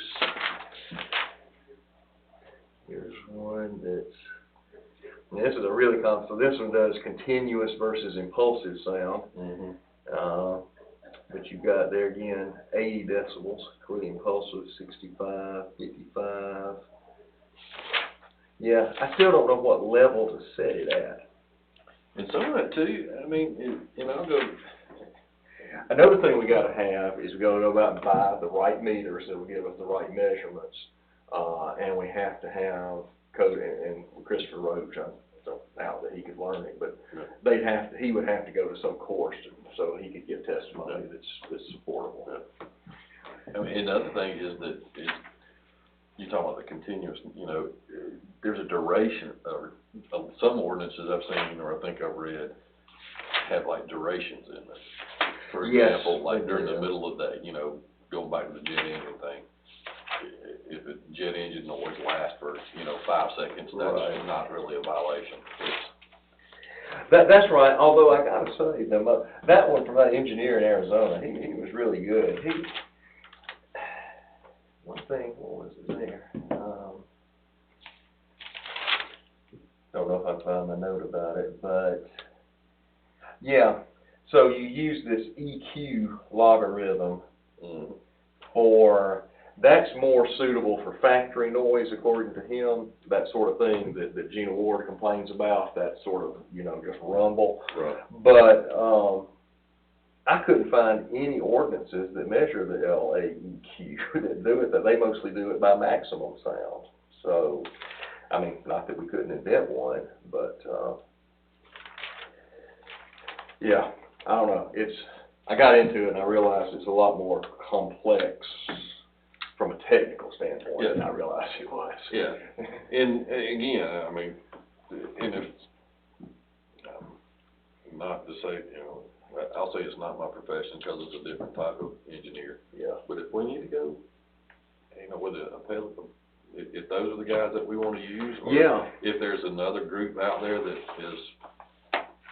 Yeah, well, we already beat them down on their price just to give them this product, but, so I would expect the county to pay them again, but, I mean, I would love for me and you and Todd, if he wants to be there, to sit down with these guys and just ask, I mean, I read some, I got a Google education on this now, but I'd love for them to educate me. Yeah, exactly. Yeah. And I agree with you, because that ain't my living. I mean, and then, you got Gina calling, and not just the fussing part, but she'll sit there and tell you, and I'm not disputing the fact, but she told me she was a classically trained singer person, so, but the point being that is, she could articulate, and I've got no reason to dispute that, because I don't know, I can't. Yeah. But then she talks about how, like, you can sing here at this level, and I can sing here at this level, and even though the levels, over here, it produces a higher sound.